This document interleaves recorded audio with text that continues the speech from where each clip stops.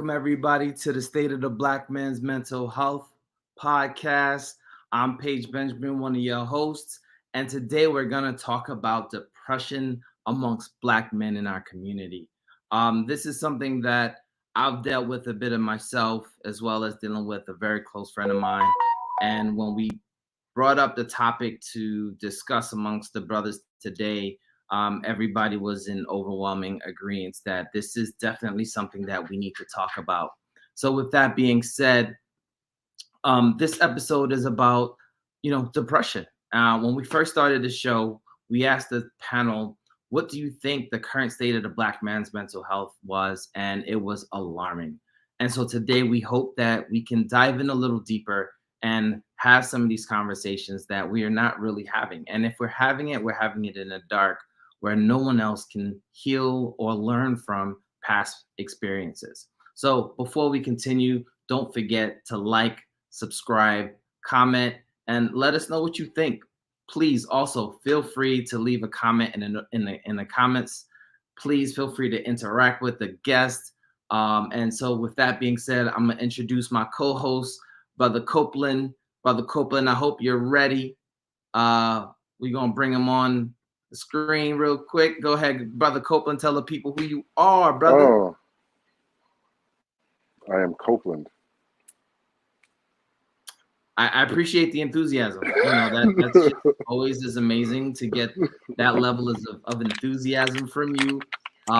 It's always welcome. So I appreciate it, good brother. All right, all right. So we're gonna bring on another good brother onto the stage. Brother, tell us who you are. Peace. OGI Triller checking in of King's Treasure. At OGI Triller on IG, all platforms. King's Treasure Customs on IG. We make crystal and gemstone jewelry. We sell incense, sage, all the good stuff to assist people with spiritual healing, because I feel everything stems from the mind. It starts in the mind and the spirit, of course, which is connected, and then it flows through the body. Awesome, awesome. And so as we continue this show, I want everybody to feel comfortable in leaving a comment, dropping a message for the guests so that they know that you have them in mind. So with that being said, we're going to get things started, right? Common misconception about mental health is that it affects everyone the same way. For depression in particular, people can be clinically depressed or having a moment of depression without looking like a stereotypical idea of what depression is. So, OG, for you, what did depression look like for you? Or what does depression look like for you? Man, just stress levels beyond your receptors. You know what I'm saying? Like you got a normal frequency range of what you can withstand. You know what I'm saying? And we go through so much in this life here on this planet. Because I mean, it's all about the lessons and the learning, right? But it's so easy to get distracted and not, right?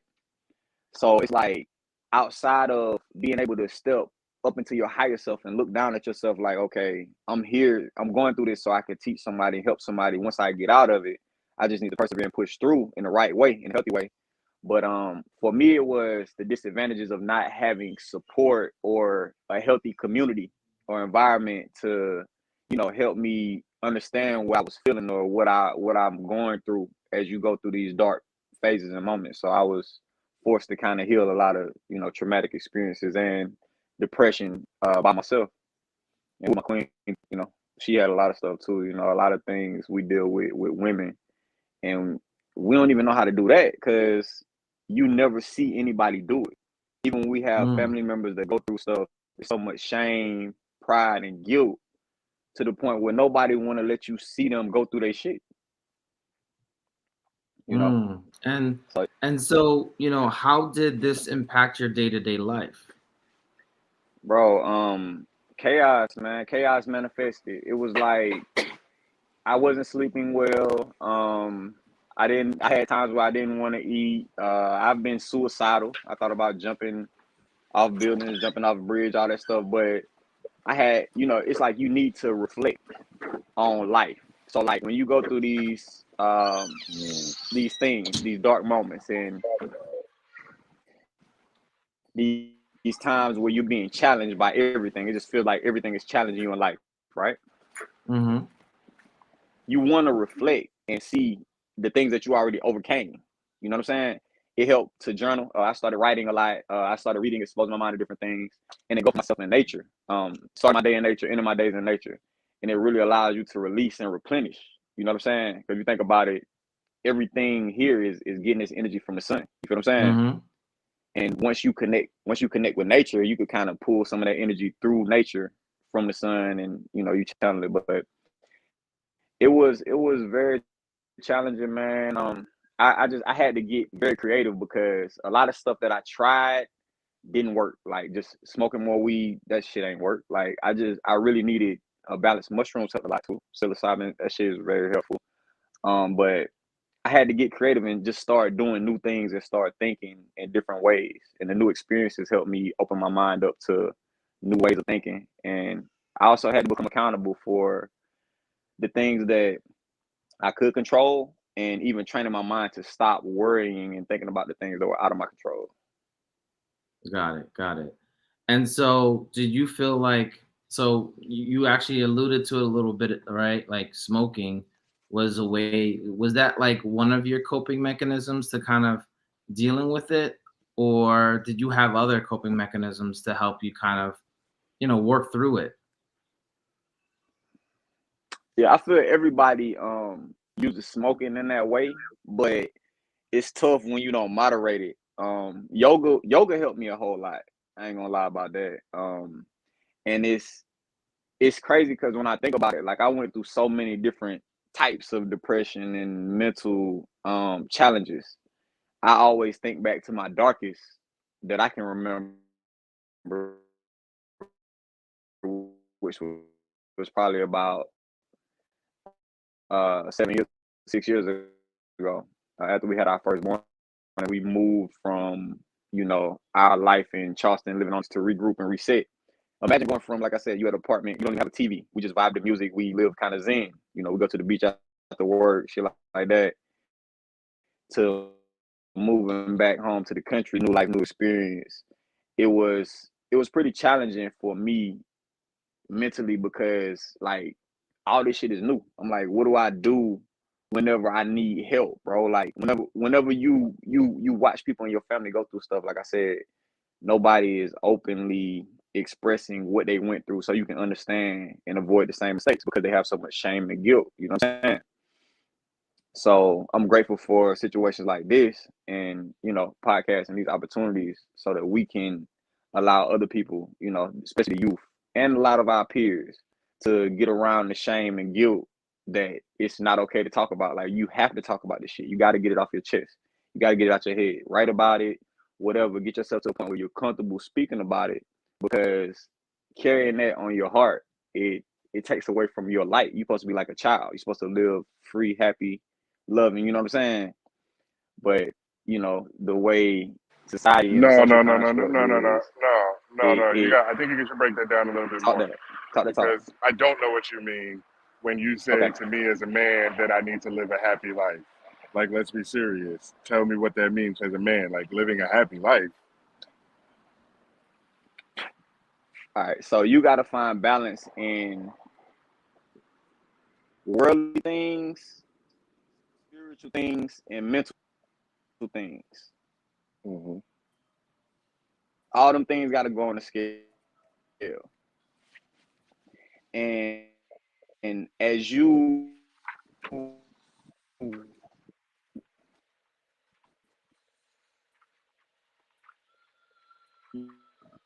know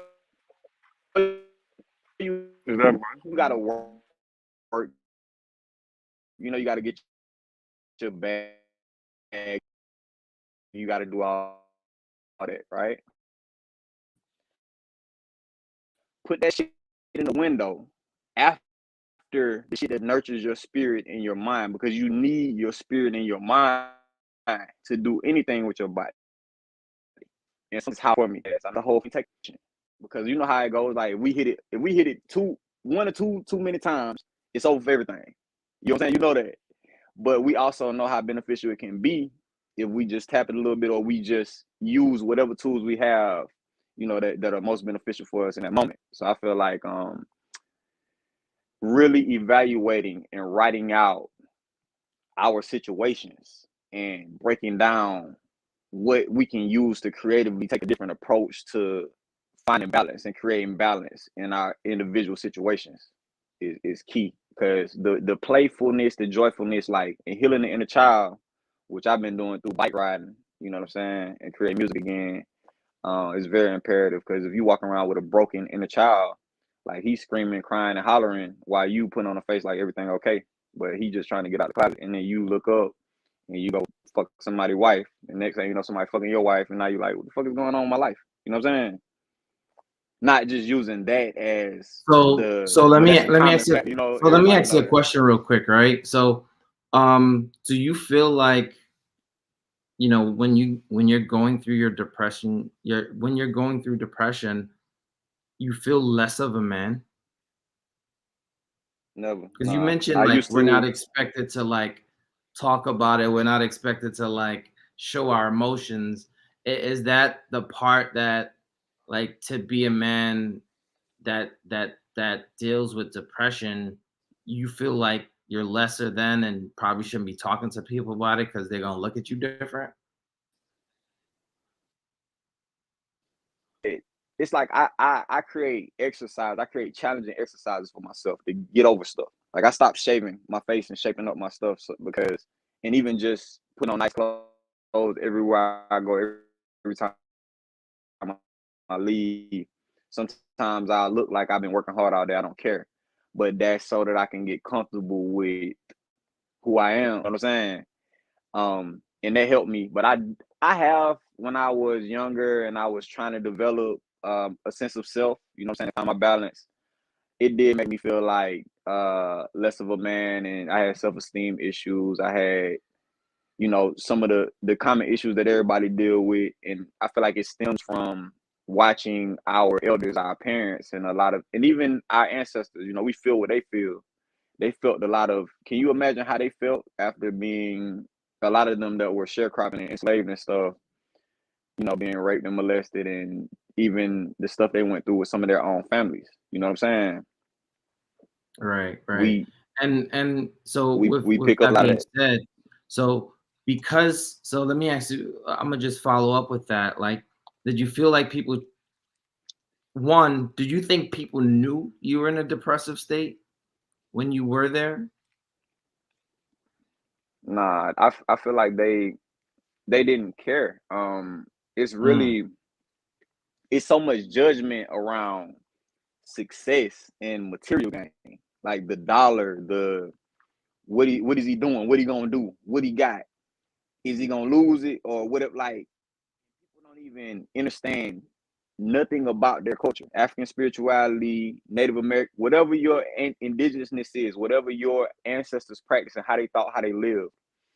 We so far against that, we're going against ourselves, because with the gossip and all the talking, all that, you putting power on words that continue to oppress and raise the vibrations of oppression on your own people when you move like that. Like, gossip and stuff, we spoke on that earlier, bro.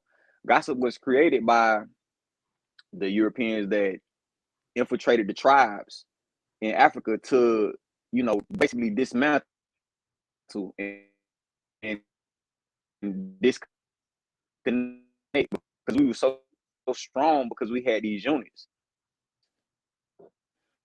My family, my tribe, we all producing, we got what y'all got. And when we got infiltrated and done the way we was done, it was gossip played a big part in that. So the gossip that was spread to badmouth the kings and emperors made the tribes workers start looking like, well, shit, who these folks think they is? Well, nah, these Europeans might be right, because whoop de whoop de whoop. And next thing you know, everybody on the slave ship coming back over here to work, even including the kings.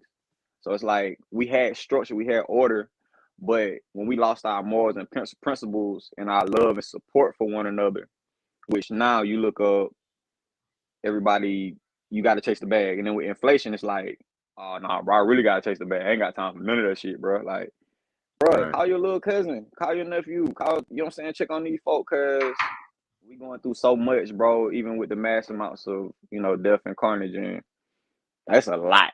You feel me?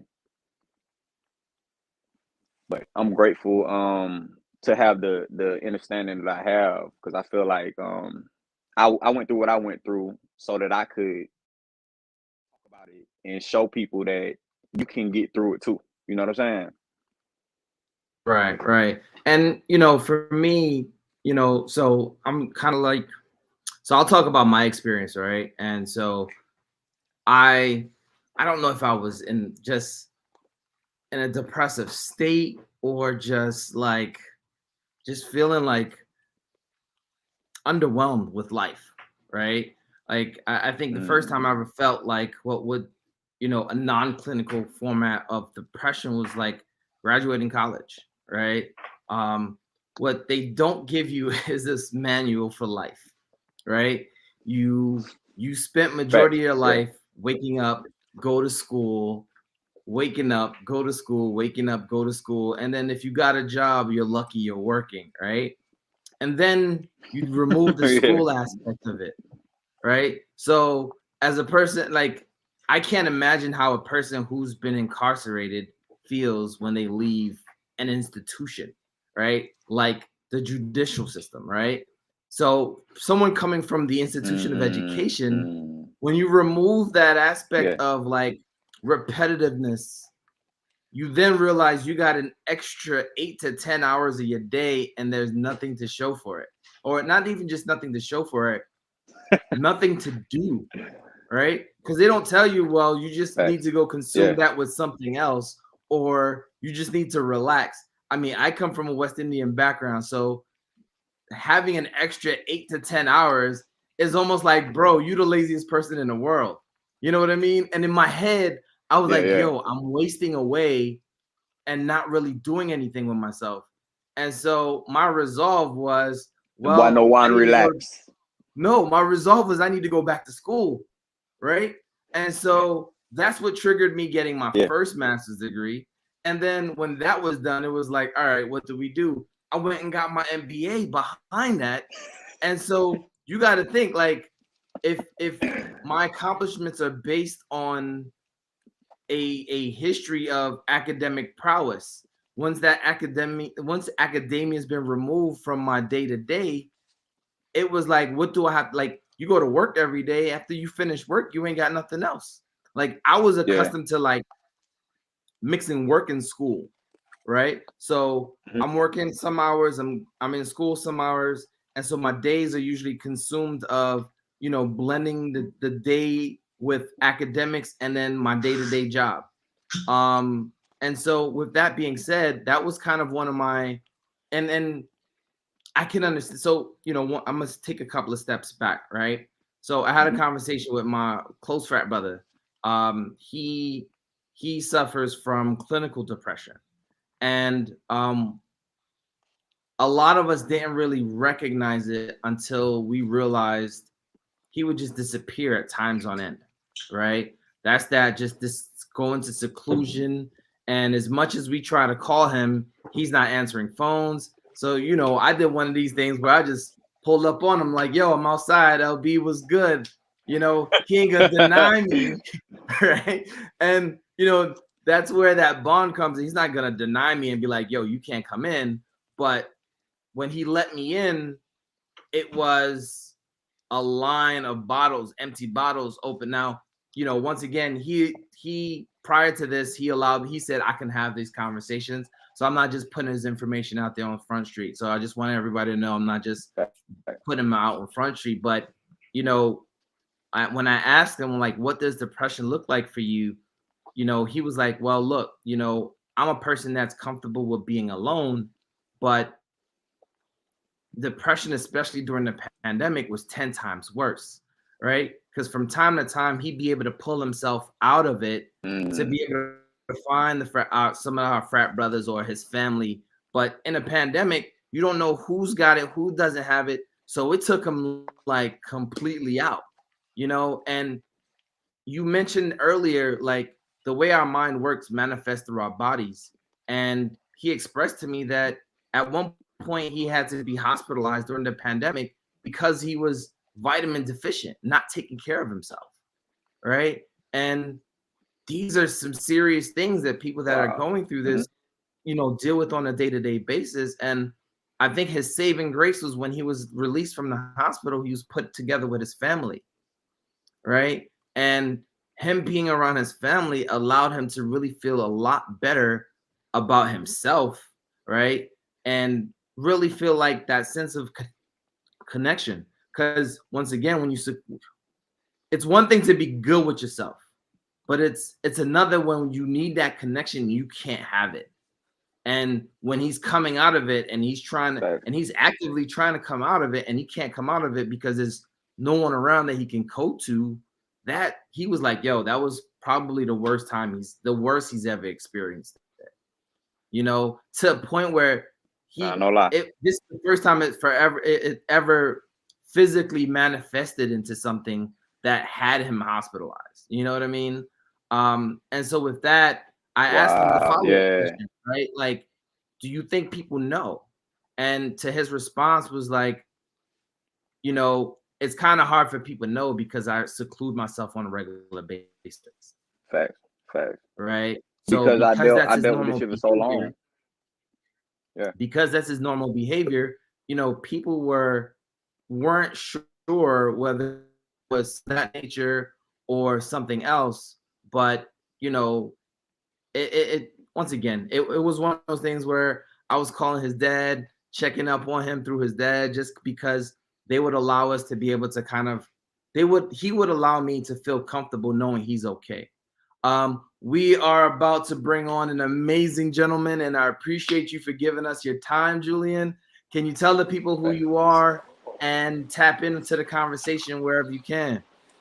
Hey, what's going on, everyone? I'm Dr. Julian Vives. I'm a clinical psychologist. Just got licensed in the UK, and I'm licensed as a mental health counselor here in Florida. And I always try to come out to just talk about mental health in general. Any specific Julian's always supportive niche, I'm here and for it. brings the knowledge and brings the heat. So bear with the internet connection issues. We know it's a thing right now, but as Julian's connection resolves itself, Julian is one of the foremost people on this platform to talk about this topic. Now, a little birdie told me Julian gets uber excited when it comes to this topic, especially around Black men dealing with depression. And so as his internet connection improves, we hope that we can get some amazing words from brother Julian, Dr. Julian, right? We're gonna add his other join in here. So yeah, we're gonna add Dr. Julian. What's up, Doc? What's good, man? I'm sorry, I don't even know if you heard anything I said before. We heard half of it, but you the OG when it comes to depression in our community. So we definitely want to hear from you. So, where we really came off was, we mentioned early on that, depression can look different based on who's experiencing it, right? We have clinically diagnosed folks with depression and people that are feeling depressed, right? Yeah. And none are any lesser than the other. It's just there's different ways that people experience it. And so what we were asking really was, in your professional experience, what are some ways that, let me take it a couple of steps back. Like in your professional experience, do you feel as though that those going through depression don't tell people about it because it makes them feel less than a man? Absolutely. I would say that is a big component of that. Maybe a more important, so more troublesome, I guess, is that who's listening, right? Who's listening to the man, who wants to be gentle towards that man, to listen to him, who wants to, connect emotionally to that man. And I don't think that's something that we talk about enough. What's the incentive of me speaking about my depression to someone who isn't listening? I'm just gonna probably hurt myself some more, and that just reinforces things. So just to put it out there, I think it's important that we start thinking that way. If we want people to open up, we need to be open and available to that. And Ashley asked this question earlier, and I wanted to kind of wait till you jumped on so you can answer some of these questions for us. what do you think can be done to break the cycle of feeling less than when dealing with depression or a depressive episode? Thank you, Sure. Ashley. Yeah, I think another thing, in addition to being open to your your fellow friend, just for whatever on an emotional level, what an individual can do is act. And I know that sounds very like simple and remedial, but whenever we're talking about uh, actually addressing depression, you have to do something. So something needs to be done. Even in talk therapy, if if there's no forward progress, nothing's gonna come out of it. So breaking that cycle is just doing something, knowing that I like accepting that this is a way how you're treating your depression. I think once we start to realize that we can do it for ourselves, right, and we should be doing it, that's one healthy way of breaking the cycle. Okay. Did you have Wait, something to say, Copley? yeah, I want to ask a question. When you say act, you're not saying do something like anything. You're saying act on the feeling of depression if you're aware of it, or you're saying just do any, like get into Do something, get. do anything. I'm talking Okay, about doing perfect. No, anything, no, right? that's what So I. Okay, that's what I thought. So now here's my being question, hmm because I feel like, and so maybe I just need some clarity, because I was thinking in my head as Trilla was talking and everything that I don't feel, and at first I was thinking I don't really have any serious depressive states, and I've never really felt less than in any of these things. But what I have hmm felt though, and this is what Paige said, I have felt that the things that I'm going through are not that big of a deal that I have to go put it on somebody else's plate. And so whenever I'm feeling away, yeah. it's usually a matter of me not doing enough in a project that I think that I should be doing more in, or for somebody that I think I should be doing more for. So I think the reason why I don't think I've ever really succumbed to anything is because there's always something for me to do. Right, and Copeland, you made a very poignant point, right? That about how you feel and how you express it. That there's undertones of like low self-esteem there, right? I am not good enough to, or I'm not good enough to put my burdens on you. I'm not good enough to tell you what's going on. So that's something to recognize as well, that there's, we have, when we think about depression, especially as men, it could really take a hit to our egos at times. And it promotes that low self-esteem. I mean, it's just another thing to acknowledge to just better familiarize yourself with what depression looks like, what it feels like. What if it's a form, A form whereas of what?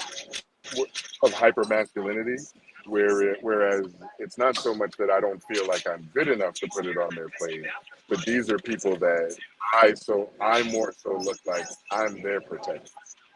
So what do I look like putting the problem of the king Yeah. on and my and sisters? therein lies a big problem, right? Like all that pressure that men take on that don't have to take on. So Mm. it's very multifaceted. That answer, you could go many different ways, but I think I'm hearing the undertone of that sense of responsibility. Like we don't have to do anything, but society forces us, to this notion. And So the I trauma of want not to having community, right? right, hmm right. And so Yep. I want to go into something. Obligation to love I want to go into something a little deeper, real quick. Um, there are often negative stereotypes around mental health, and Black men are more likely to be misdiagnosed or misunderstood when it comes to mental health.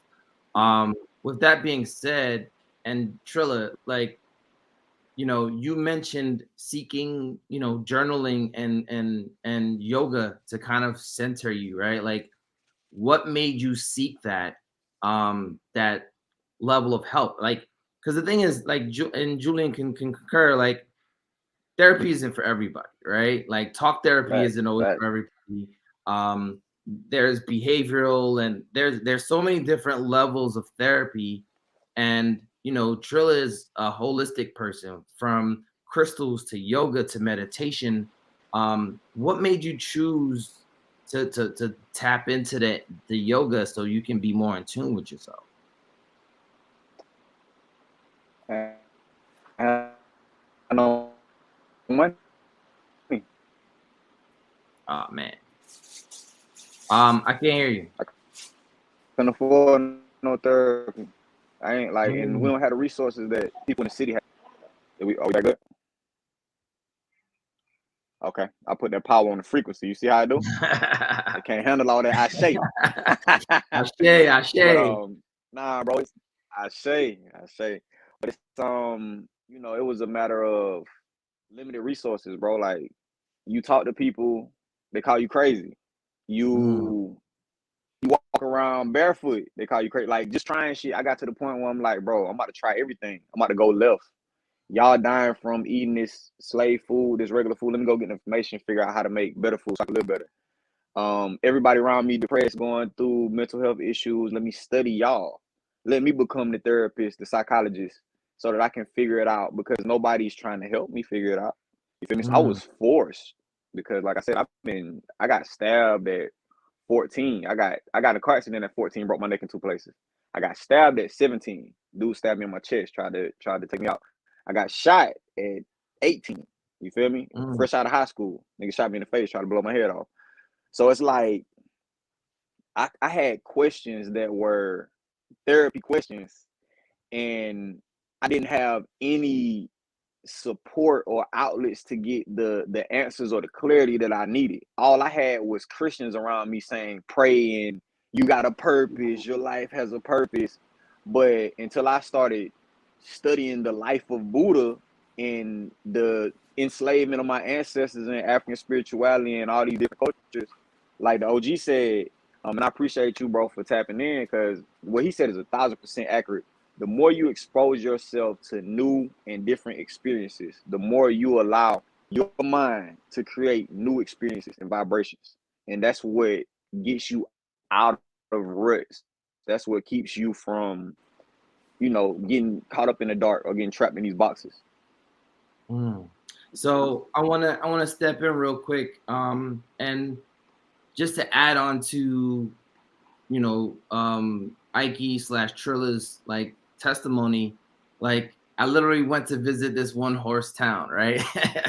Bro, I mean, and this is where, you know, the Get My Cheese on My Cracker Foundation is really about, right? We have brothers like Ike that can't find an individual like you, Julian, to help him, right? Like when we talk about he's an entrepreneur doing everything on his own, insurance may not be the top on his list of being able to take care of, and or if he has insurance through the Obama plan, he may not be able to afford you, Julian, right? He may not be able to afford the next person. And these are some of the things that we really want to break that barrier, because a lot of the people in our community, one, think they can't afford therapy, right? And then two, I think there's a misconception of how much it actually costs. But, you know, how much it actually costs also dependent on the level of insurances you have, right?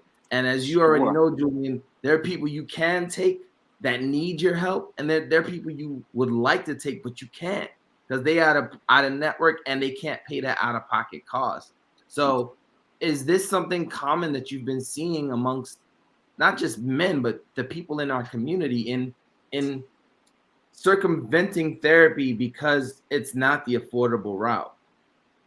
Absolutely. And just to go back, you know, to what Trilla said, I just want to paint the picture again. Like, he did something. He was doing anything and everything, right? He addressed depression, and that's exactly the example that I had in my head. Like, you tried everything. You're barefoot on the ground, yoga, this, that. Like, that's what I'm talking about. So something that we should all know, and it's the proof is in the pudding, right? Like, you know, it worked for you. It did something. To answer the other question about the affordability, yeah, it is very, very unfortunate that it's a huge issue. It's not readily accessible to anyone. Even with these apps nowadays, it costs way too much. The important thing that that we know is that we can treat ourselves, right? We have the answers to heal ourselves. We just need to be asked the right questions at times. So educating yourself, asking other people, talking to other people about that. That's what we can do, and it is effective, very effective. Mm. What we're doing here today, I'm sure it'll leave an impression on each one of us, a new perspective, and this is addressing it without the use of a mental health professional like myself. Right, right. And the other piece, and Trilla literally exposed me to a lot this weekend, right? I mean, literally in what, 10 hours, 10 to 12 hours, right? Um Real his quick. his his amazing queen is an herbalist, right? When I talk about they got jars of herbs that can take care of just about everything known to man. Um, you know, Therapy can always be supplemented by religion, by Western philosophy, by yoga, by crystals, by herbs. Where as a professional, you even said yourself, it's like, look, when you're in this state, just do something. Because I think that the more you sit in it and fester in it, the worse it gets off of you. And so, with that being said, OG Trilla, can you talk to us about, like, because you're an entrepreneur that focuses on the natural healings, meditation, crystals. Can you Can I talk share on something? Can I of share the something real quick? sure, no problem. Before you hit me, I want to share something real quick while it's on my mind. So one of the Mhm. big things that helped me heal, I'm a question asker. I'm a truth seeker, so I ask a lot of questions. I made an observation when I was going through all that. So I studied my thoughts. I asked myself questions, and this is a big part of the art form of meditation, because we live in meditation. That's what we do now. Um, but when I was in the truck, I'm driving, I'm going through all my thoughts, and I'm analyzing. I'm questioning my feelings and my thoughts. I'm questioning them, trying to find the origins of them. You know what I'm saying? And as I find them, I create new truths, and I'm able to put my emotions in the categories and separate them from toxicity and even just things that replay over and over that challenge me and I continue to go through. Another thing that I realized was all therapists, all healers, all yogis, all people of wealth, what do they have in common? What is everybody that is successful in some, to whatever level, what do they have in common? They have libraries. Everybody read. It's inexpensive. You go to the library, you can rent books for cheap. You can find a book on anything that you're interested in or that you're going through to tap into. So that was a big part of my healing as well. I just want to share that before we get into anything else.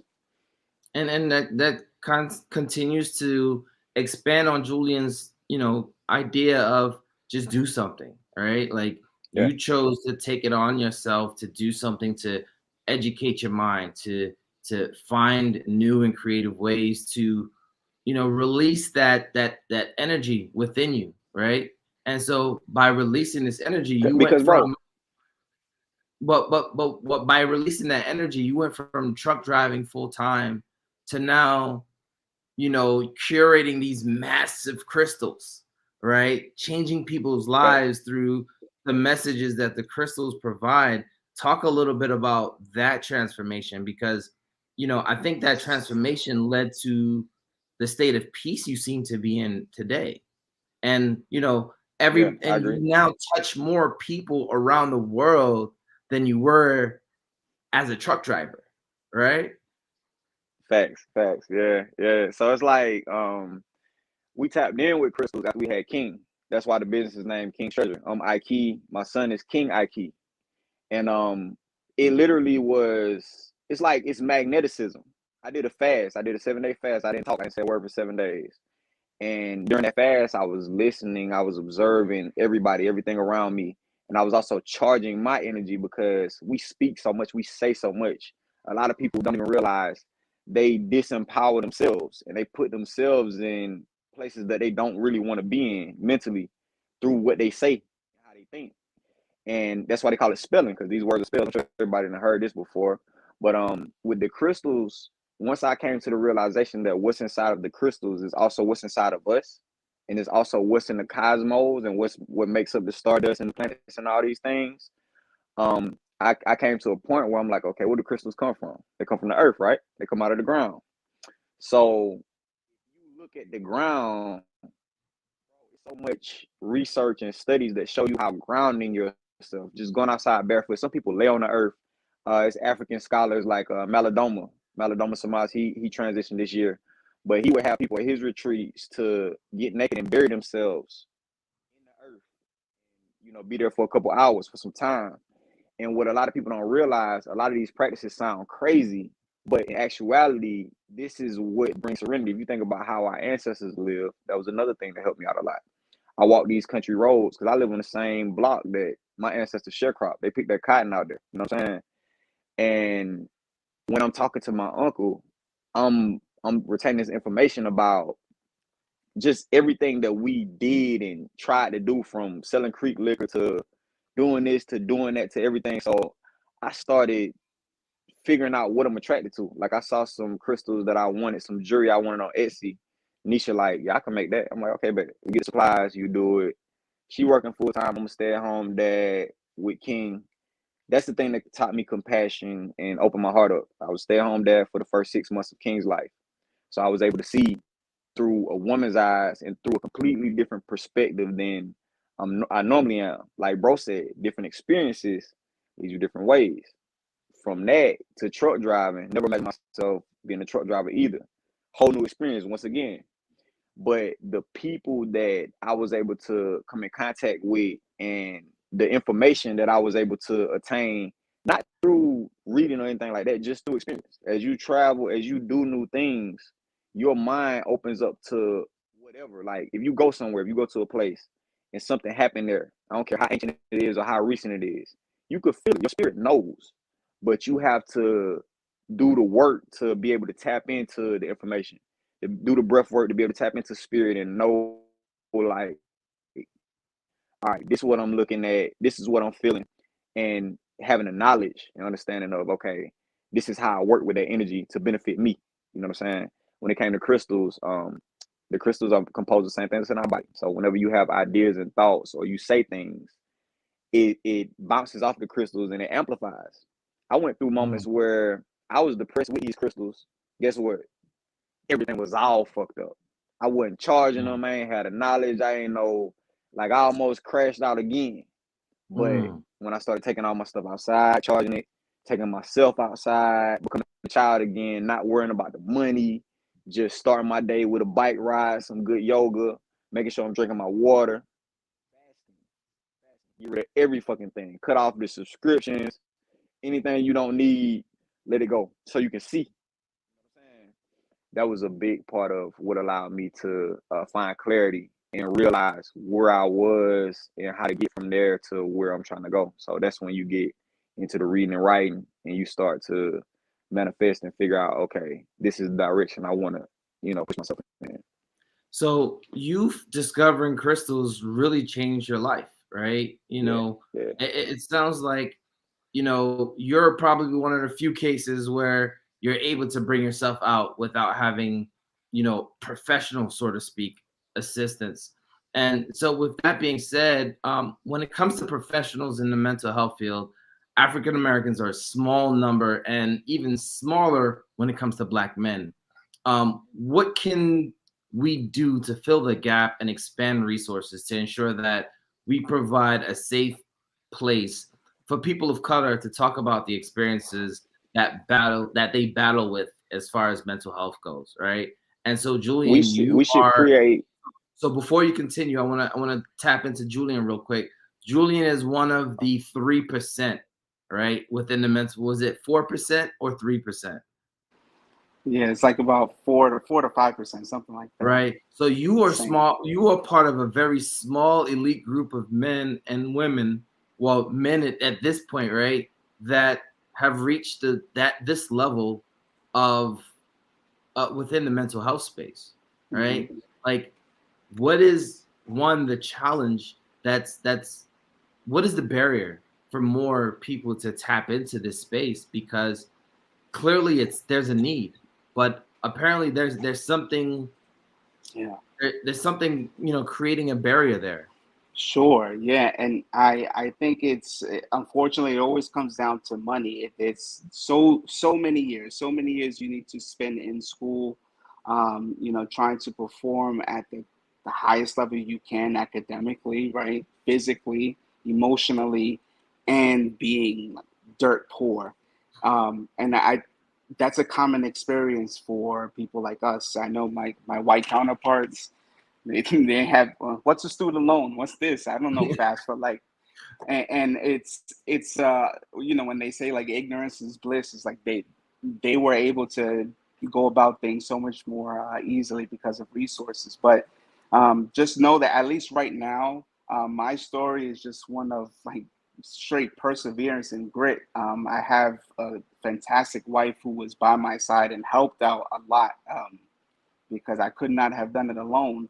But it's about knowing that you're going to do something beneficial for yourself, for your community, and you're going to have to put up with some stuff to get there. At least in this point in time. I know it doesn't sound the most optimistic, but I'm just being real. Like it's very, there's nothing more rewarding, than what I do, and especially with our community and everything that I've worked through, like everything that I've endured is absolutely worth it. It doesn't mean anything now.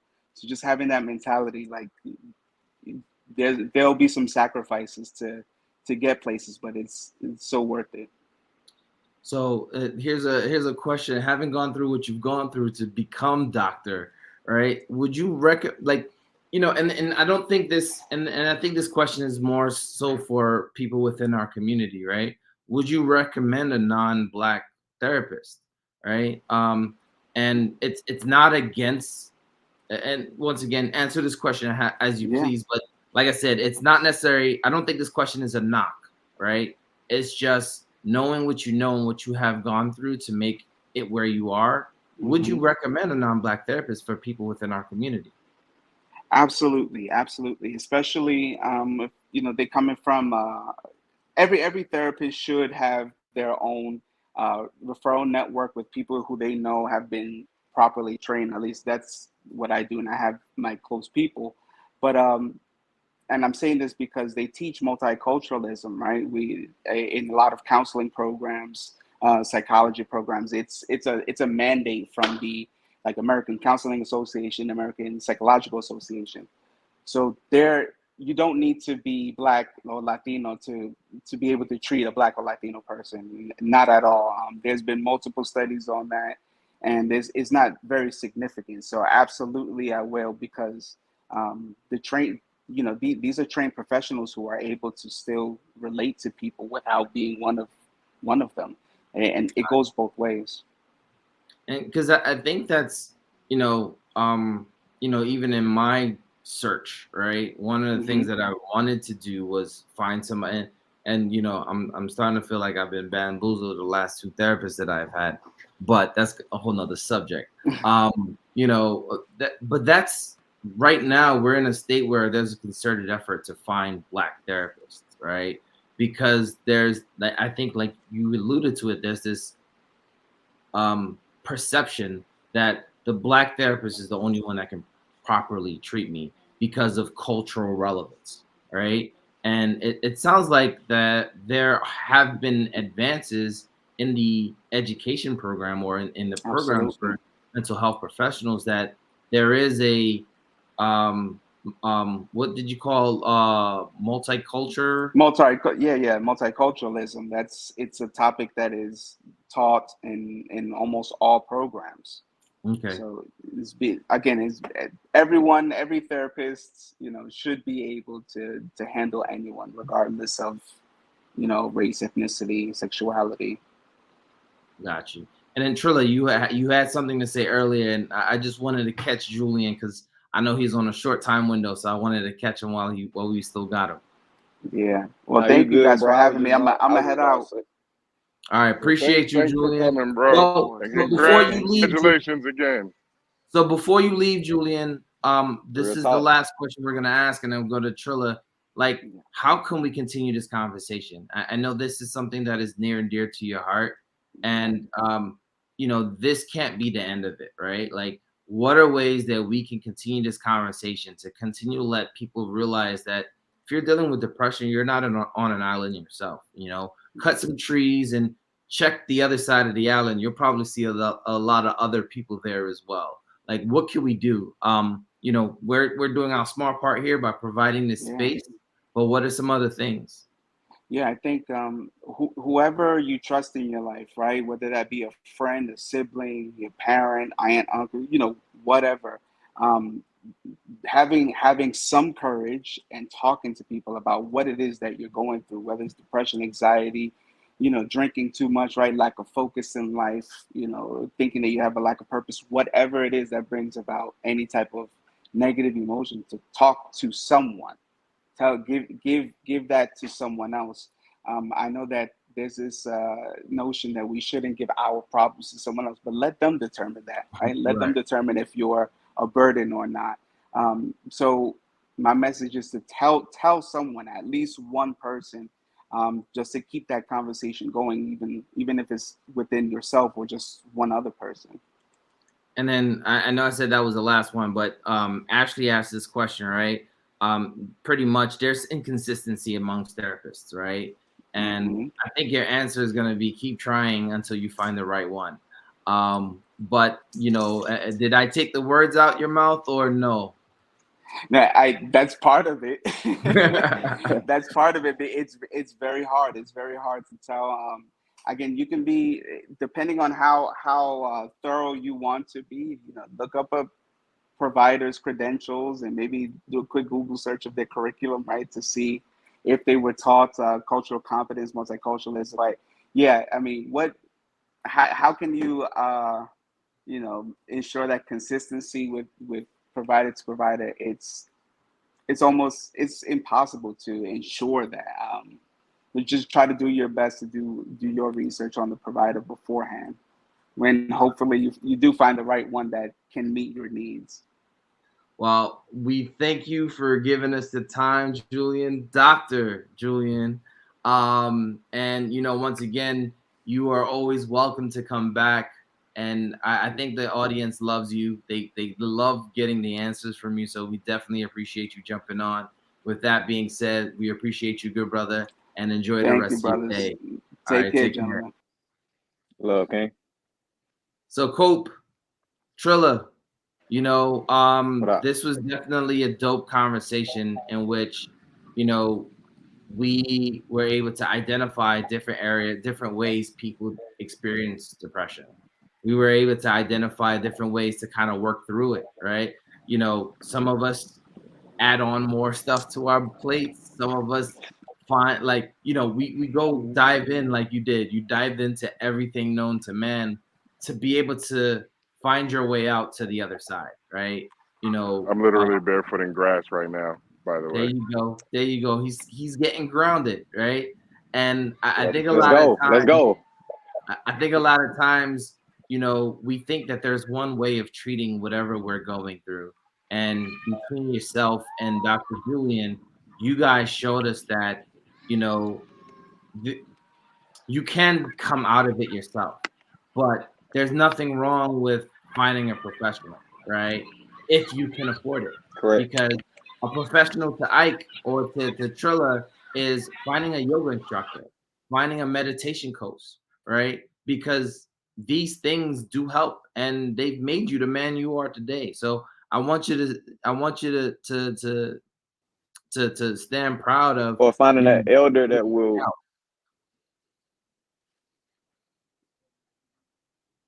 appreciate it, bro. You know what I Or mean? finding an elder too. That's another. I, was somebody talking? My bad. No, you're good. That's all you. Okay. But I was just gonna add to it, like just like you said, even finding an elder that can give you a sense of enlightenment on the history of how common what you going through is. You feel what I'm saying? Like everybody, most of the people that look like you've been through a lot of this stuff. You know what I'm saying? But it, like I say, the shame, guilt factor or the judgment factor, like we got to throw all those concepts out of the window because they've stagnated our growth.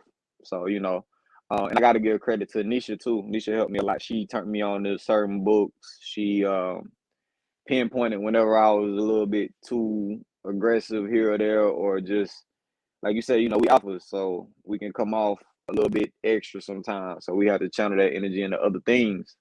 But I'm grateful that I found the things that were able to help me heal. And like I said in the chat, I feel like a dope way that we could make healing and even this information more accessible to people is just offer 15-minute bookings, or just come together and do 15-minute video that you chop up, but you got an agenda where, okay, this video is just to spread information, or even if this is just me telling my story of how I came out of this or that, or you know what I'm saying, or my family member went through that.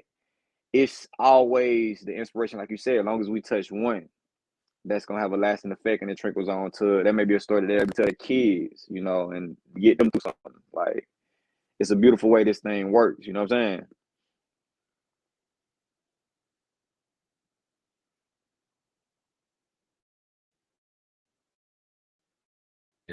We definitely want to keep talking about the things that impact our communities. And this is definitely one, right? Far too often, the black male doesn't feel like they have a platform to talk about. And so the state of the black man's mental health is really a platform for us brothers to really talk our shit, talk that talk without feeling as though that it's going to be weaponized or it's going to be spun on like clickbait. We really want to make sure that everyone feels like they can be heard, right? Because you mentioned something earlier. It's like, I asked, do you feel like the people around you knew that you were going through a depressive state? And you said they didn't care. We care, right? The people that are on this live care. There are people out there that just haven't discovered this yet. They care. So do understand that people care about you. People care about what we're going through as black men, and understand that, this space is always going to be here so that we can talk about whatever it is that we need to get off our chest so we can be well, so we can be better. I'm gonna pass it off to Cope for some last thoughts. And Cope is doing daddy duty today, so he was a little quiet. But I appreciate him Salute, big bro. being a father that he Nah, is. but I mean, at the end of the day, what we really need to, I think, focus on as people who are not therapists is mental health maintenance. Because the therapist, if we were to focus on mental health, what mental health maintenance is as a community, then the therapists are able to do the heavy lifting. And so, I'm lucky as fuck to have Julian as my friend. Like, I have a therapist who's a friend. But, it's not that nobody cares. It's that a lot of the loudest people don't care. And they do try, like, there's a lot of the toxic masculinity out there. There's a lot of the hyper masculinity. And, like Julian was saying, I'll be honest with you myself. I never think that my problems are something that I would put on somebody that I feel responsible for ever. So it's really a matter of finding somebody that you can see who is your equal. And unfortunately, for most men, it's usually just another man. Like, we don't really see if you see yourself as the protector of these people. So it's really hard to, let them decide if they're going to take it on or not, because sometimes you feel like, what if they're just taking it on because, it's you and you're their protector? And so there's a lot of things that factor into you, like putting your head down and going and handling it yourself. And I think that one of those things is actually your history. Like, I stay winning. It just be really, really, really bothering me sometimes, the process. But, if I have to do it myself, then I just have to do it myself. But I think that we just need to be honest and let people know, like, it's not a matter of what it is that we have to do. We can do it by ourselves if we have to, but we don't want to. Just like women don't want to do the shit by themselves. Like, we don't really want to do the shit by ourselves either. We would love to do the shit in companionship and in community. And I think that as men, we should be a little bit more honest about that so that we can at least create that type of a narrative. I appreciate you. And with that being said, listen, don't forget to subscribe, like, comment, Hit that notification bell so people know when we drop new episodes. This has been another episode of the State of the Black Man's Mental Health. We are here every third Saturday of the month unless something happens. But with that being said, stay well, maintain your peace, take care of yourselves. All right? Peace.